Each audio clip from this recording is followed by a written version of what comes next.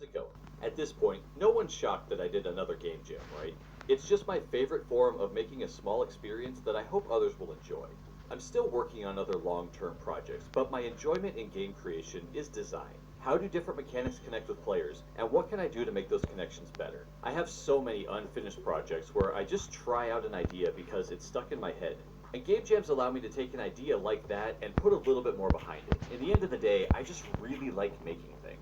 And if you want to make things fast and easy, you'll want to check out the sponsor of this video, Core. Core is the new free game creation platform that lets you build, publish, and play games. It's an amazing platform to quickly get started designing and building experiences for players, especially if you want to create a 3D multiplayer game without all the hassle. Simply pick a framework and start building your own games right away using thousands of free, high-quality music, sound, and art assets. All of it with no coding required. But if you really want to dig in, Core lets you create your own game logic using Lua. You can build games from scratch, or remix and reimagine content shared by other creators. And when it's time to publish, your game will go live in the Core platform with the click of a button. Starting September 16th, Core is teaming up with the Global Game Jam for an all-new jamming experience. Form unique worlds for players to explore and enjoy. Plus, Core will be working with the Global Game Jam to make sure that your Game Jam site gets $100 just by you finishing and sharing your game. Thank you to Core for supporting this channel and allowing me to make more content for everyone. Core is completely free with plenty of great resources to get started, so be sure to check it out by clicking the link in the description. Because of the number of game jams I participate in, I get questions along the lines of, how do you pick the jams you do? And for the most part, I pick them based on whether or not they seem fun. Sometimes size is a consideration as well. I mean, who wouldn't want to be able to say that they took part in a game jam with over 18,000 participants? The fact that I can also say that I did well in that jam still surprises me. But more often than not, I like the smaller community-driven jams the most. So, when White Vault, a friend of mine and fellow streamer, announced that he was hosting a jam, I was in. I've been fairly busy as of late, and I wasn't sure how much time I would actually have to work on a game. But I figured I could dedicate a few streams to making something for the jam. That gives me something to do on my open days on streams, and I won't have to take up my other free time, which always feels like I never have enough. The jam timeline was 2 weeks, which is even better. I figured I could scope the game as if it was a 48-hour jam, and then just make that game over the 2-week time period. Well, if you read the title, you know where I'm going with this, and the fact that that didn't happen, so let's get started. Since this jam was 2 weeks, the one thing I can say is that I never felt stressed out about time, which was a really nice change of pace when participating in a game jam. I was very cautious to keep my scope limited though. Thanks to the number of jams I've done, I've developed a decent heuristic around the amount of time it takes for me to implement different ideas. So I try to be very conscious about not allowing myself to add in a bunch of extra stuff that would take too much time. Okay, the jam details. This was a for-fun game jam. No judging, no winning, no losing, no prizes. It's all about making a game because making a game is fun. The jam does have a limitation and a theme, which is my favorite format. The limitation for this was 3 levels, and the theme is, here, take one. I've said this before, but sometimes a theme just clicks and you have a direction right away. Other times, it feels like you're pulling teeth. Luckily, this time it was actually the former. I toyed around with a few ideas, but pretty quickly, passing out flyers on the street took root. I just couldn't get the idea of handing out flyers saying, here, take one, out of my head. I began brainstorming ideas with my Twitch chat, and we eventually settled on a top-down shooter mechanic. But instead of firing bullets or magic spells at angry opponents, you're throwing flyers at unsuspecting NPCs. But you can only give them one or they're going to get angry with you. There'll be a timer, and you'll have to give out as many flyers as you can before the time runs out. In a game jam, this is pretty much enough for me to start testing mechanics and see how they feel.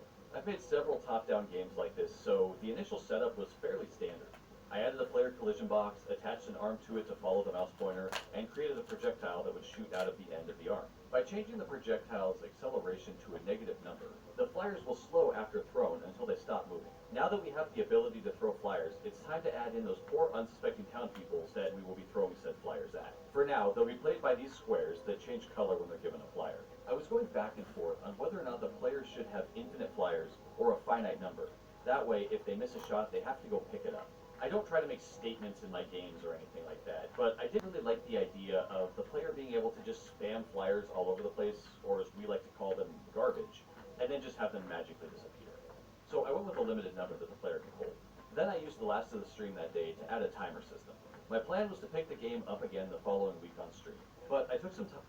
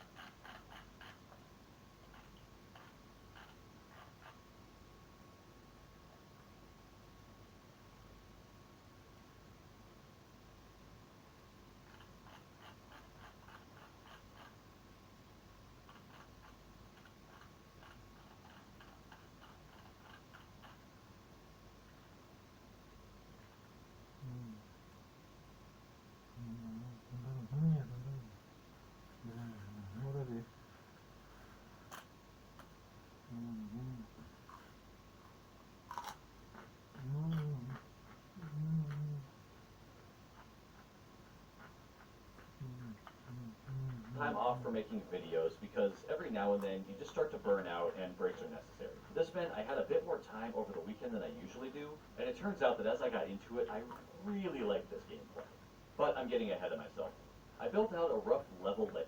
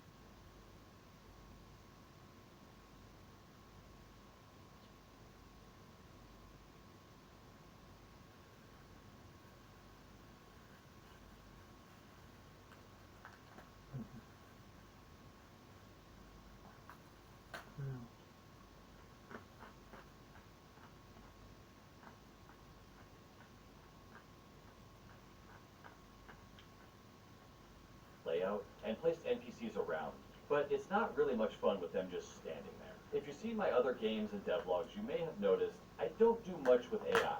I usually avoid it and just make enemies or other such things move back and forth on assigned behavior. Unfortunately, that wasn't really going to work here. I tried a few different ways to make the NPCs move, and I eventually started using the pathfinding behavior that's built into Construct 3. I've never actually used this before, and it worked really well. So all that happens is on the start of the layout, each NPC chooses a position around them that's within a 200 pixel radius. If a path can be made from their position to the new one, then the NPC moves along that path, waits for a short amount of time, and then picks another position. If the chosen position can't be reached, then it just picks again. And that's it. This is all the code for the NPC's movement.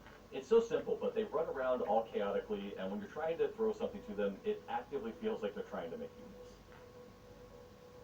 When I was working on the 4 Game Devs Jam off the same art kit game, I had to scrap the ability to enter buildings due to time, but I really liked the effect. So I added that in here with a simple camera zoom that I've been using a lot lately. With a good base in, I need to start on the art. My usual jam process is to come up with an idea, get a mostly working prototype of the mechanics, then start figuring out art in case I need to make adjustments to the mechanics to fit the art. So far, this process has worked pretty well for me. As always, I start the art by picking a color palette, and as usual, I got it from lowspec.com. I added an extra personal restriction to myself this jam as well. I normally work in a resolution of 32 by 32 or larger, and typically color palettes are a starting point that I add to as needed. For this jam, I set the challenge for myself to work at a 16 by 16 resolution and only use a 16 color palette. no adding extra colors. This was really hard for me. Why, you may ask? Because why make it easier on yourself? The kind of thing is fun. I don't know, maybe I'm just weird. I went with the Sweetie 16 palette made by Graphics Kid, who also makes really great art. If you want to use the palette for yourself, there's a link in the description. With the palette selected, I started on the most important art piece in the whole game, the main character sprite. I made a kid sprite that I thought was super cute, and it passed the wife test, which involves me showing my wife the sprite. If she goes, "Aww," I consider it good. I made the animations and realized I wanted the player to have a throwing animation, but it would need to work while running and standing still. I could just make multiple versions of running and idle to have both the normal state and the throwing state, or I could just cut the sprite into 3 pieces and attach them all back together in the engine. By having the different art sprites separate, this allows me to have the player's leg animations work with the keyboard movement inputs, while the body and held flyers read from the mouse inputs. I tried having the player always facing the mouse, which is typical of these types of games, but the way I set up these animations, it just looks wrong. So the sprite mirroring always follows the movement, and the held flyers are always following the mouse. With the character in, I started to realize that I've overscoped myself in a way that I'm not used to. Usually, I think of overscoping as adding in more gameplay features that need more and more time as you go along. But here, which is typical of these types of super cute, and it passed the wife test. This was really hard for me. Why, you may ask?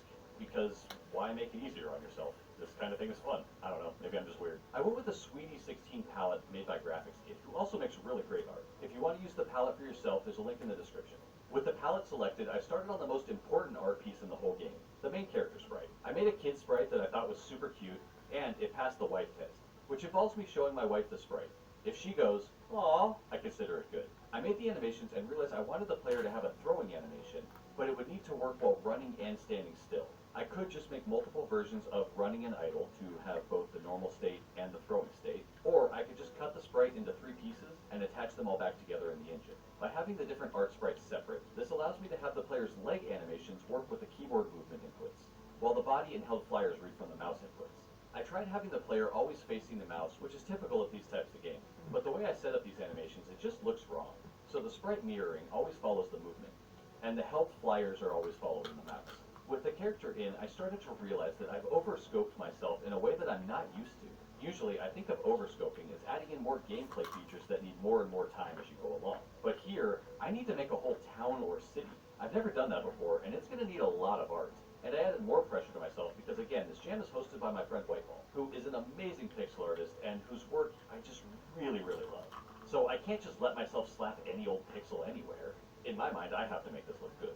After many hours of back and forth, I was able to get something that I was actually happy with. I thought it would be fun to have the player hand out flyers for an arcade, which caused me to think that the game is actually set in the 80s, but that's mostly just my headcanon. But really, when's the last time you saw a grand opening for an arcade anywhere in the last 20 years? I continued adding more town elements on the stream the next day, as well as a few Easter eggs for Whiteball and my own Twitch community. And don't forget those familiar-looking game posters on the arcade itself. Are you old like me? Can you guess what games these are? That night, I updated more art and added it into the game. I took a very lazy approach here. The correct way to go about this would probably be to cut up all of the art into a sprite sheet and then add it to a tile map and draw it out in the engine. But instead, to save time, I just imported the whole thing as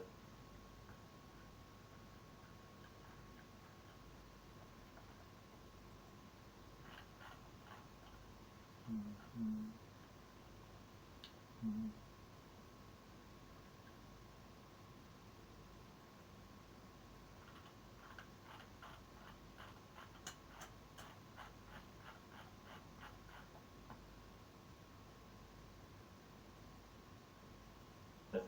Then I went back in and cut out specific elements that the player would need to do things like move behind. I'm sure there's a lot of good reasons not to do this.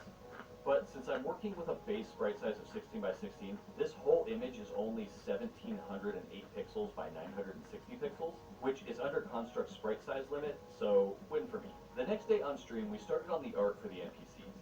I set them up like the player, cut into 3 pieces: legs, torso, and head. At the start of the level, each NPC picks a type. They can either be one of 2 adult types or a child. If it's one of the 2 adult types, it just picks a random look and goes with it. Then the head is set to invisible because the child's head is actually part of the torso sprite, because they're small. This led to a pretty humorous bug where the city had a bunch of random headless NPCs running around. What happened was they were set to be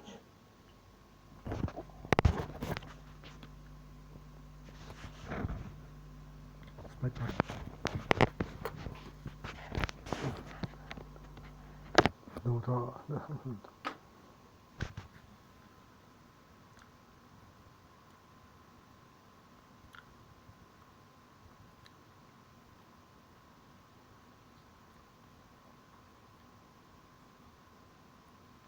Фреквенция. Знаешь, что такое фреквенция? Съедено.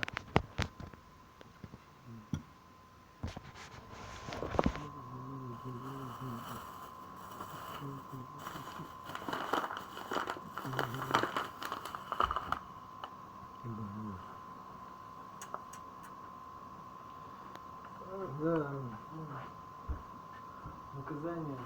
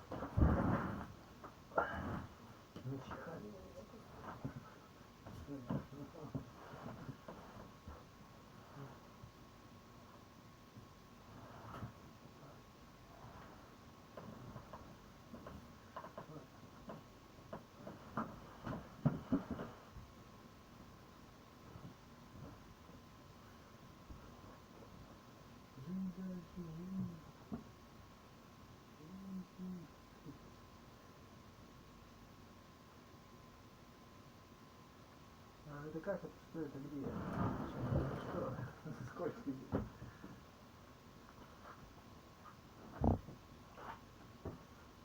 Сколько будет жить?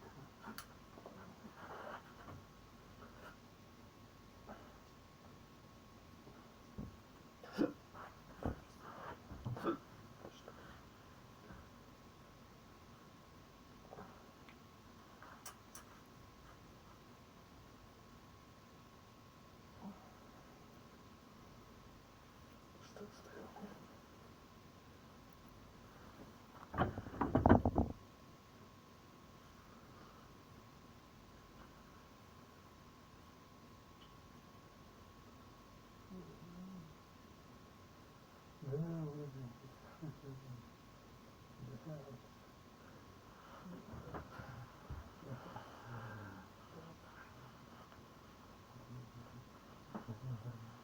Вот это надо делать.